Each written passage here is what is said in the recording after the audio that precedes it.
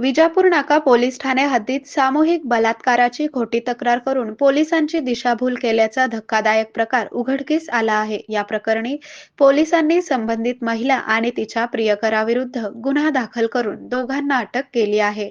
मिळालेल्या माहितीनुसार महिला आरोपी आणि आरोपी क्रमांक 2 हे सन 2022 पासून एकमेकांच्या ओळखीचे असून ते प्रियकर प्रेयसी आहेत। आरोपी क्रमांक 2 वर यापूर्वीही विजापूर नाका पोलीस ठाण्यात आत्महत्येस प्रवृत्त केल्याप्रकरणी तसेच माहिती तंत्रज्ञान कायद्यान्वये गुन्हा दाखल होता। त्या प्रकरणात त्याला 22 डिसेंबर 2023 रोजी अटक झाली होती।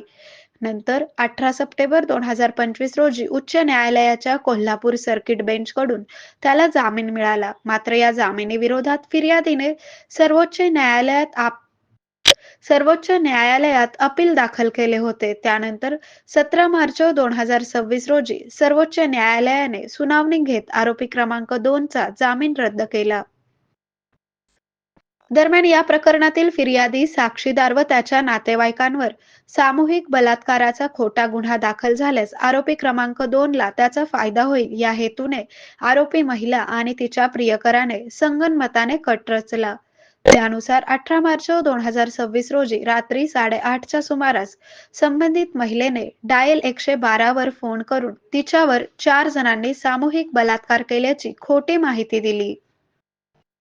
ही कारवाई पोलीस आयुक्त एम. राजकुमार, पोलीस उपायुक्त विजय कबाडे, पोलीस उपायुक्त अश्विनी पाटील आणि सहाय्यक पोलीस आयुक्त दिलीप पवार यांच्या मार्गदर्शनाखाली विजापूर नाका पोलीस ठाण्याच्या पथकाने केली आहे।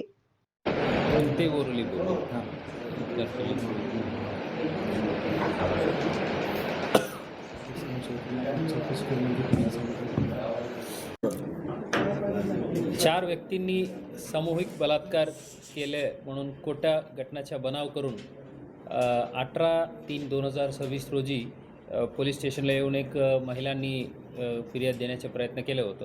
त्यात DCP zone Shri Kabade, DCP crime Shrimati Patil, PI Shri Gaikwad Varale, ACP Shri Pawar यांचे पूर्ण चमूने व्यवस्थित सखोल चौकशी करून हे जे कंप्लेंट जे आहे ते खोटे आहेत आणि 2023च्या एक आत्महत्येसाठी प्रवृत्ती केलेले गुन्हे जे आहेत त्या गुन्ह्याच्या फिर्यादी आणि 3 साक्षीदारांवर दबाव आणण्यासाठी हे खोटे घटनेचा बनाव करून आलेले असा निष्पन्न करून घेऊन जे खोटे कंप्लेंट दिलेले महिला आणि तिचे प्रियकर समीर शेख यांच्या विरुद्ध BNS कलम 248, 217, 61(2) अन्वये गुन्हे दाखल करून यांना अटक करून आता पुढील तपास चालू आहे। उचलून गेल्या 4 जणांनी आणि रेल पटरीवर सामूहिक बलात्कार केला अशा कंप्लेंट होतं। त्यानुसार आम्हाला मेडिकली समीर शेख वय 28, कुमटा, राणा, दक्षिण सोलापूरचे हे अक्यूज नंबर 1 आणि हे समीरच्या 22 पासून संबंध आहे असा आता प्राथमिक चौकशीला दिसून येत आहे। आरामदायक अनुभूती सोलापूरमध्ये निसर्गोपचाराचं विश्वासाचं नाव लिमये निसर्गोपचार केंद्र। इथे उपलब्ध आहेत विना औषध उपचार पद्धती, ॲक्युप्रेशर, ॲक्युपंक्चर, कपिंग आणि मसाज थेरपी। सर्व प्रकारच्या आजारांवर निसर्गाच्या माध्यमातून